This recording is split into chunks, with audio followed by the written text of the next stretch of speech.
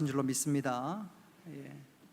힘 있는 찬양으로 우리에게 다시 한번 가슴이 뛰게 하고 도전 주신 것 다시 한번 감사합니다.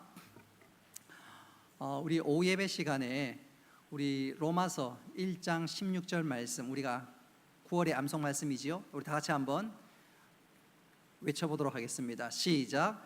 내가 복음을 부끄러워하지 아니하노니 이 복음은 모든 믿는 자에게 구원을 주시는 하나님의 능력이 됨이라. 로마서 1장 26절 말씀. 아멘. 박준영 집사님, 이 말씀, 이 얘기 들으면요 가슴이 뛰죠. 김예온 하면 오늘 기도했던 박진호 집사님의 가슴이 뛸 거예요. 길거리 지나가도 길거리에 네온 사인을 봐도 예온 사인 아마 안 그러겠나 싶어요. 정영화 그러면 장로님 가슴 뜁니까?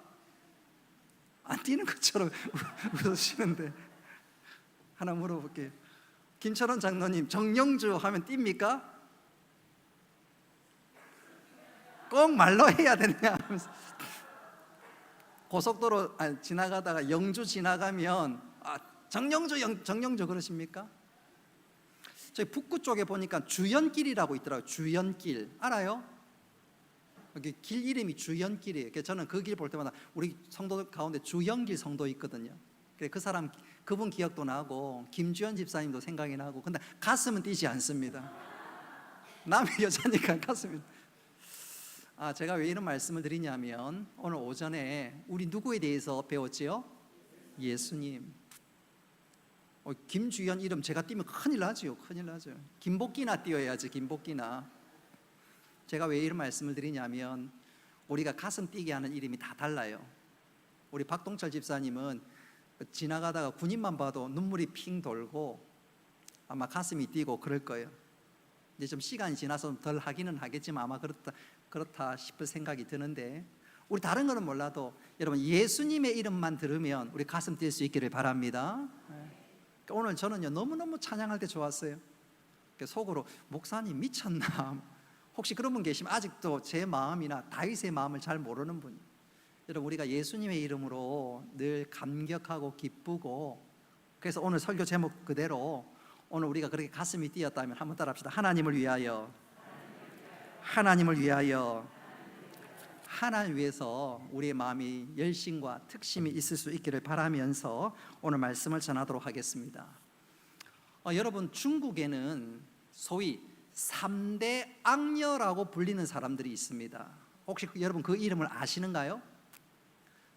그 한나라의 고조 유방의 아내였던 여태후, 그가 악녀로 불렸고, 당나라 시대에 측천무가 또 악녀로 꼽힙니다. 그리고 청나라에 이르러 또 하나의 악녀가 등장하는데 그녀가 누굴까요? 서태후. 성경 역사를 쭉 읽어보면 솔로몬이 죽고 난 이후에 나라가 남과 북으로 나뉘게 되는데, 북쪽을 가르쳐서 이스라엘이라 그러고 남쪽을 가르쳐서 남유다라고 얘기합니다. 이 남유다 가운데 가장 악랄한 한 악녀를 꼽으라면 그녀는 누굴까요? 아달랴입니다. 이 아달랴가 얼마나 악녀냐면 이 악녀 때문에 그의 남편이었던 요람은 죄악에 물들어서 요절하게 됩니다. 뿐만 아니라 그의 아들 아시아는 북이스라엘에 가면 안 되는데 괜히 갔다가 거기에서 억울하게 전사는 아닌데 거기서 죽임을 당합니다.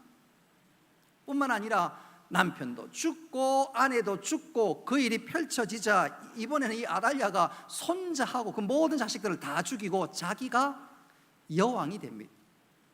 그리고 그는 6년 만에 왕위에서 쫓겨나게 되는데 그 6년 동안 엄청나게 악녀 짓을 하고 하나님을 성심껏 섬기는 남유다로 하여금 하나님을 버리고 바알과 아세라를 섬기고 온갖 우상을 섬기게 만드는 악녀 중에 악녀였습니다. 영적으로도 악녀였고 손자들을 다 죽였으니까 인간적으로도 악녀지요.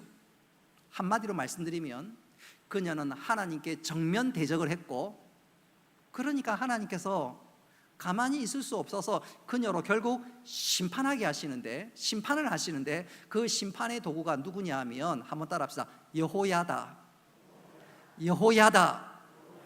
하나님께서 이 아달랴를 심판하는 도구로 대제사장 여호야다를 사용하였습니다. 이 여호야다가 좀 특별하고 독특한 것 중에 하나는, 그는 대제사장임에도 불구하고 왕의 딸과 결혼을 합니다.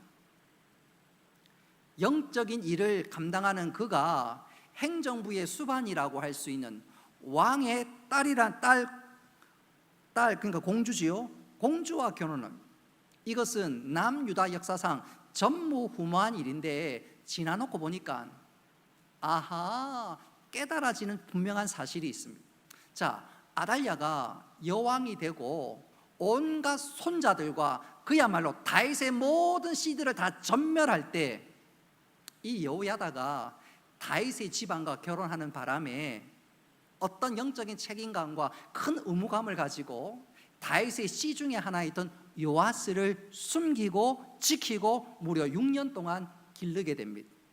뿐만 아니라 이 여호야다는 나중에 소위 조선시대 때 인조 반정처럼 정변을 일으켜서 요아스를 다시 왕으로 옹립하게 되는데, 그 과정 속에서 모든 남유다 백성들로 하여금 하나님을 전심으로 섬길 수 있는 그 일을 그가 주도적으로 합니다. 처음 결혼할 당시만 해도 대제사장이 무슨 왕가 집안이랑 결혼하는가, 있을 수 없다, 너무 정치적인 것 아닌가 생각할 수 있었는데, 지나놓고 보니까 그 모든 것이 하나님의 손 안에, 하나님의 섭리 안에 있게 되었습니다. 자, 어쨌든 이 당시에 아달랴가 여왕으로서 남유다를 완전히 영적으로 엉망진창으로 만들었습니다. 진짜 이러다가는 남유다가 완전히 하나님을 떠나게 되고, 또 아달랴 입장에서는 다윗의 모든 씨는 다 죽은 줄 알았는데, 진짜 이대로 가만히 있다가는 다윗의 왕가 집안의 사람도 잃어버릴 수 있다면, 그로부터 예수님이 태어나야 되는데 진짜 큰일 났습니다. 그래서 하나님께서는 바로 이때 아달랴를 심판하고 다윗의 왕가를 다시 복원하기 위해서 한 사람을 들어 사용했는데, 그가 누구라고요? 여호야다였습니다. 자, 이 여호야다는 아달랴가 통치 6년이 지나자 소위 거사계획, 정변을 일으키게 되는데, 그 첫 번째 일로 그는 당시 왕궁에 경호하는 경호 백부장들을 불러 모았습니다. 이 경호부대 백부장들은 다윗의 왕가를, 또 다윗의 왕위를 지키는 사람이었지만, 정권이 바뀌어가지고 아달랴가 온갖 악한 짓을 하는 그때 나름대로 고심이 됩니다. 이건 진짜 아닌데, 그럼에도 불구하고 자기들의 직무가 왕을 보호하는 거니까 일을 하기는 하지만 별로 기쁨과 보람이 없었습니다. 그런 가운데 다윗 왕가에 대한 충성심은 여전했습니다. 바로 그 즈음에 여호야다가 이 백부장들을 불렀습니다. 성경에는 나와 있지 않지만 우리가 충분히 추측해 볼 수 있는 것 중에 하나는, 여호야다가 그 백부장에게 분명히 이야기합니다.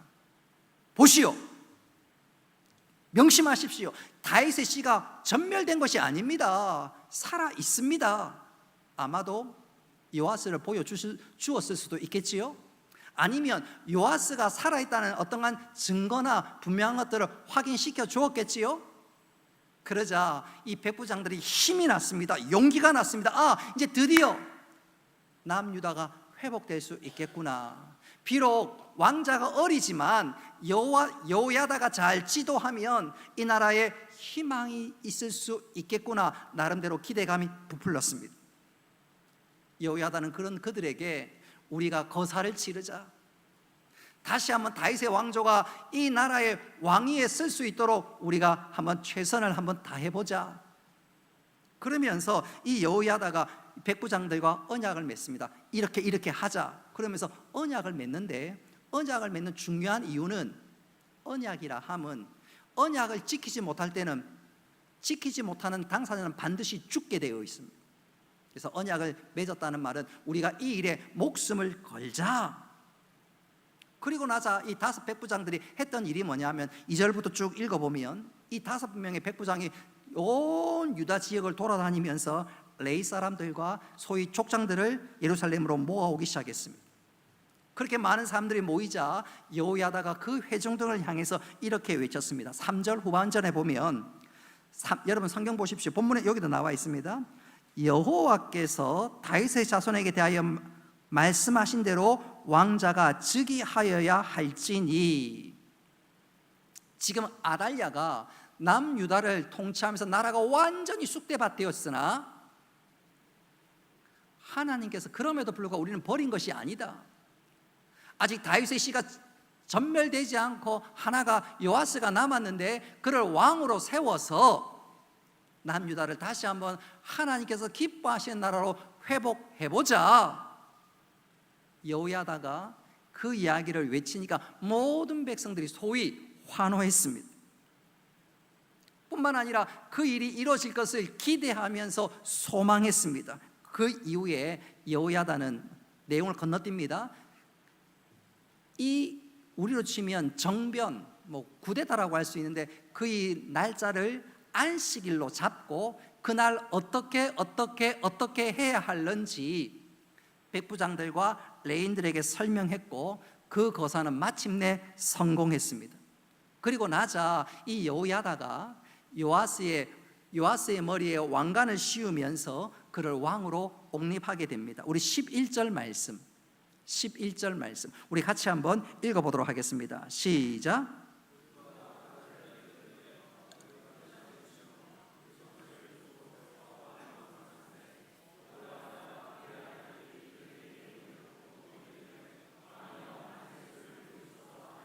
아멘. 우리가 11절에서 주목해야 될 단어 3가지가 나옵니다. 첫째는 왕에게 왕관을 씌운 것과 면류관을 씌운 것과 두 번째 율법책을 주었다는 사실과 마지막으로 기름을 부은 것입니다. 여러분, 왕에게 왕관을 씌웠다는 말은 네가 왕이 된 것은 하나님께서 너를 세웠고 너는 하나님께 바쳐진 자란 뜻입니다. 그러니 너는 남유다 백성을 하나님 백성답게 살아갈 수 있도록 잘 통치해야 한다. 소위 사명감에 관한 말씀입니다. 뿐만 아니라 율법책을 주었다는 말은 네가 하나님의 말씀에 따라 백성들을 잘 통치해야 될 것이다. 그것을 교훈하는 것이고, 기름을 부었다는 말은 네가 자격을 드디어 갖췄다는 말. 여호와의 영이 임해서 네가 자격을 갖추었다는 말입니다. 이 모든 일들이 착착착 진행이 되었고, 자, 여호야다가 이 요아스의 머리에 면류관을 세우고 왕을 세우니까 백성들이 얼마나 기뻐하고 좋아했는지 환호성을 벌이게 됩니다. 자, 그러니까 그 환호성의 소리가 왕궁에 머물고 있던 아달랴 귀에 들렸습니다. 직감적으로 이건 특별한 소리인데, 아니 도대체 뭐야? 아달랴가 쫓아왔습니다. 뭔가 일이 일어난 것을 직감하고 달려왔습니다. 달려와 보니까 요아스가 왕위에 등극하는 것이 아니겠어요? 아달랴 입장에서는 저거는 반역이거든. 그래서 오늘 13절에 보면 이 아달랴가 소리칩니다. 반역이로다! 반역이로다! 이건 아니야! 이건 아니야! 그 말은 아무 소용이 없었습니다. 제사장이 여호와의 머리에 왕관을 씌웠고 율법책을 주었으며 기름을 붓는 그 사건이야말로 하나님의 공적인 인정이요, 또 그것을 통해서 그가 왕위에 오르게 되었습니다. 결국 아달랴는 본인 스스로의 어떤 정권이 무너지면서 오늘 읽었던 말씀 15절에 보면 그녀는 결국 길에서 죽임을 당하고 맙니다. 여러분, 아달랴의 정권은, 아달랴가 통치하는 그 기간은요, 정말 나라가 든든할 것 같습니다. 그도 그럴 것이 북이스라엘이 배후로 있고, 또 자기는 다윗의 모든 사람들은 다 멸했으니까 남유다는 진짜 끝난 것 같았습니다. 다윗의 집안의 씨는 멸절된 것 같고 이제 모든 것이 끝난 것 같았지만 아니었습니다. 하나님은 그 가운데 일하시고 역사하시고 준비하셨습니다. 할렐루야. 여러분, 아달랴가 통치했던 6년 정말로 대단한 것 같지만 무너진 것을 통해서 우리가 깨달아야 될 중요한 사실 중에 하나는, 여러분, 사단의 세력이 아무리 강력해 보인다 할지라도 어느 한순간 하나님 때가 되면 그냥 하나님께서 무참히 무너뜨리고 하나님께 당신의 백성들, 당신의 사람들을 높여주신다는 것입니다. 자, 그런 측면에서 우리가 세상이 잘 되고 하나님을 대적하는 사람들이 흥하는 것 같은 것에 대해서 우리가 절대로 두려워할 이유가 없습니다. 결국 하나님께서 승자에게 손을 들어주시는데 그 승자가 누군가요? 바로 우리들입니다. 자, 여호야다가 요아스를 왕위에 올리고 나자, 오늘 읽었던 말씀 뒤에 나온 16절에 보면 요아스가 왕과 백성들에게 언약을 세웁니다. 이 말의 중요한 의미는 너희들이 하나님 백성답게 살고 또 하나님께서 그런 너희들에게 은혜를 베풀어 주실 것이라는 것에 대한 분명한 확언입니다. 백성들은 그 일을 통해서 이제부터 우리가 하나님 백성답게 살겠습니다. 그 일이 있고 나자 백성들이 17절에 보면 바알 신당들을 다 쳐부쉈고 17절에 보면 제단과 우상을 깨뜨렸으며 심지어 바알의 제사장 맏단을 죽였습니다. 그리고 드디어 요아스는 왕위에, 왕자의 보좌에 앉게 됩니다. 한마디로 요아스의 정변이 성공하고 드디어 다윗의 왕국이 다시 한번 새로워졌다는 것인데, 이 일에 대해서 오늘 21절 말씀이 굉장히 중요합니다. 자, 우리 21절 말씀 스크린에 나와 있는데 우리 같이 한번 읽어보겠습니다. 시작. 아멘. 맨 마지막에 평온하였다, 이 말은 드디어 온 이스라엘 백성들, 온 남유다 백성들이 행복해졌다는 말입니다. 지난 6년은 폭정으로 진짜 시달렸는데 이제 드디어 평온해졌다는 말입니다. 자, 여기서 우리가 중요하게 생각해야 될 것은 무엇이냐면, 오늘 이스라엘 백성들이, 남유다 백성들이 왜 평온해졌을까요? 무엇 때문에 평온해졌을까요? 하나님과의 관계가 회복이 되니까, 예배가 회복이 되니까, 우상과 모든 것들을 버리고 나니까 그들이 행복해졌습니다. 여러분, 우리의 행복과 감사와 기쁨은 딴 데 있는 것이 아니라 예배가 회복되고 하나님을 바라보고 내 모든 것들을 내려놓고 하나님 앞에 나아갈 때 하나님께서 우리에게 은혜와 긍휼을 더하여 주신 줄 믿으시기를 바랍니다.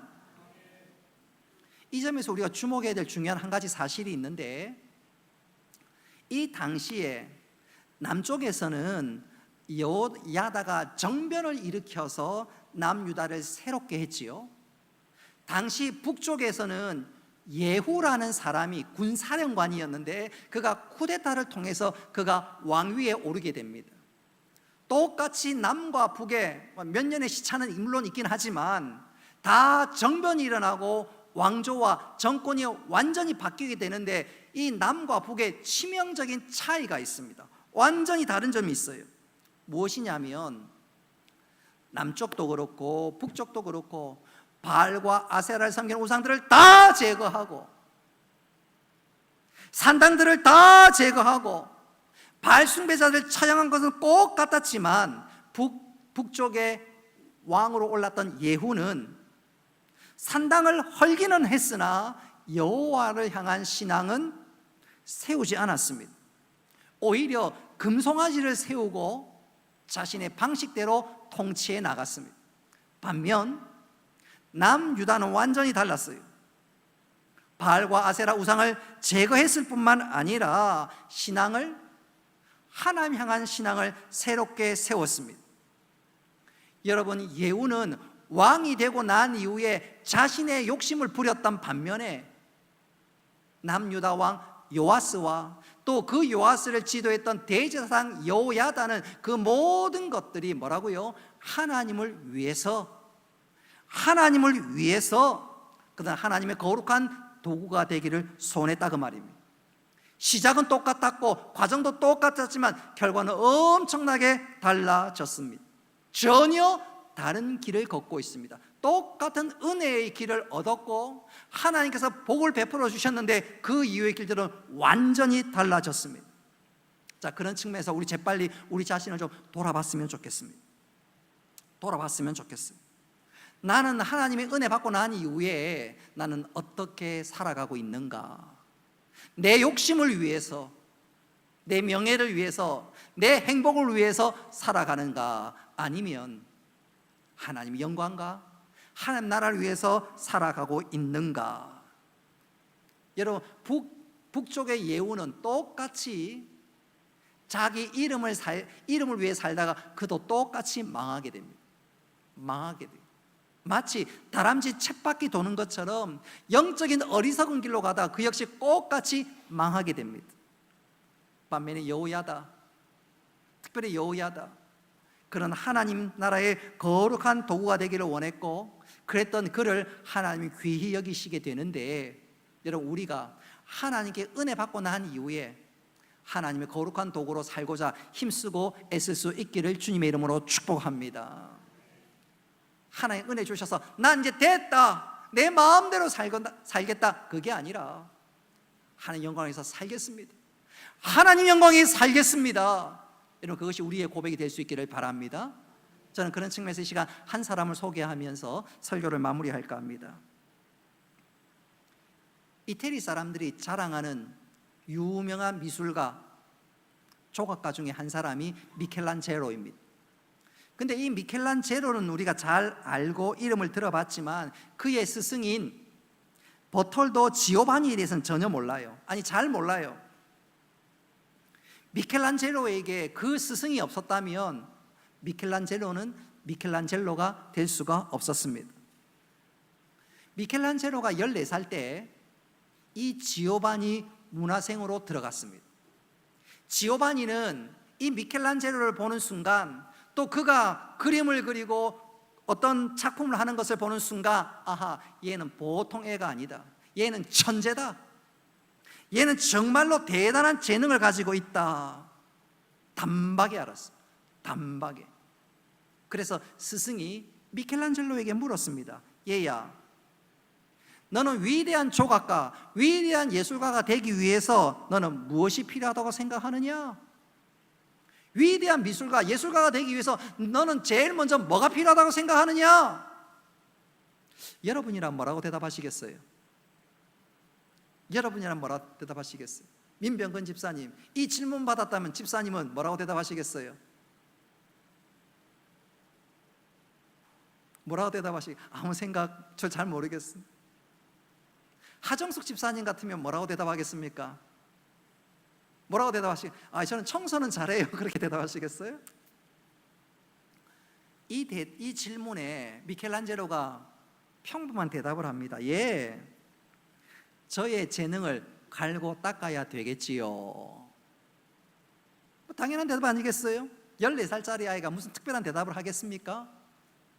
그 얘기를 듣고 이 지오바니가 미켈란젤로의 손을 붙잡고 술집으로 갔습니다. 그 다음 어떻게 했을 것 같아요? 박향숙 집사님, 그 다음 어떻게 했을까? 술집으로 데리고 간 다음에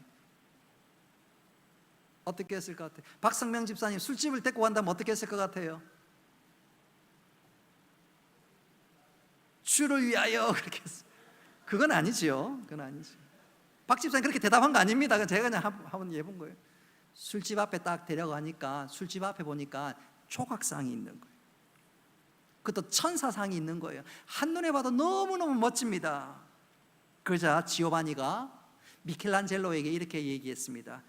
이 천사상은 진짜 아름답기는 하지만 조각가는 자신의 재능을, 그 조각을 술집을 위해서 사용했단다. 이어서 지오바니가 미켈란젤로의 손을 붙들고 어느 교회당 입구에 갔습니다. 입구에 똑같은 천사상이 있습니다. 그것을 보았습니다. 그러자 지오바니가 미켈란젤로에게 이렇게 이야기합니다. 지금 이 상은 아까 술집에 있었던 천사상과 비슷하기는 하지만 하나는 술꾼을 위해서 쓰였고 하나는 하나님의 영광을 위해 쓰였단다. 너는 재능을 갈고 닦기 전에, 너는 재능을 갈고 닦기 전에 네 재능, 그 재능을 무엇을 위해 쓸 것인지 결정해야 된다. 재능을 갈고 닦기 전에 그 재능을 무엇을 위해서 써야 할지 생각하고 결정해야 된다. 그 말을 듣는 순간 미켈란젤로의 머리에 정신이 번쩍 들었습니다. 뭔가 스치고 지나갑니다. 그때 미켈란젤로가 이렇게 대답합니다. 예, 스승님, 저는 저의 재능을 하나님을 위해서 쓰겠습니다. 그는 크게 3번을 대답했다고 합니다.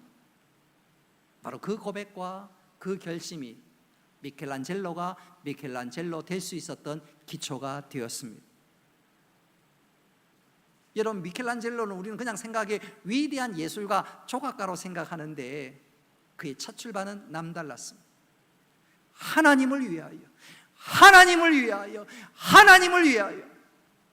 하나님께 그 믿음을 보시고 은혜와 복을 베풀어 주신 줄로 믿습니다. 여러분, 이제 우리가 가을의 초입에 섰습니다.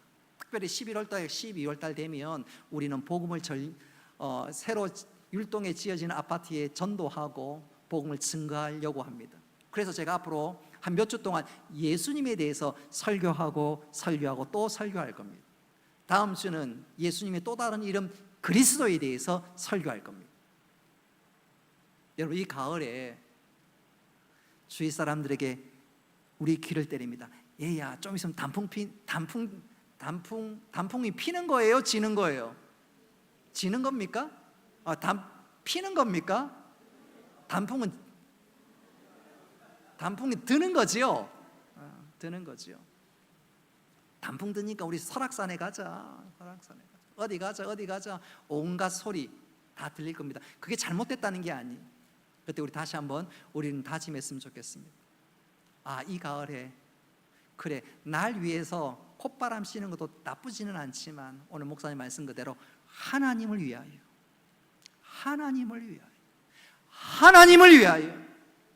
여러분, 이 고백이 우리에게 다시 한번 샘솟을 수 있기를 바랍니다. 오늘 하나님께서는 영적 여호야다를 찾습니다.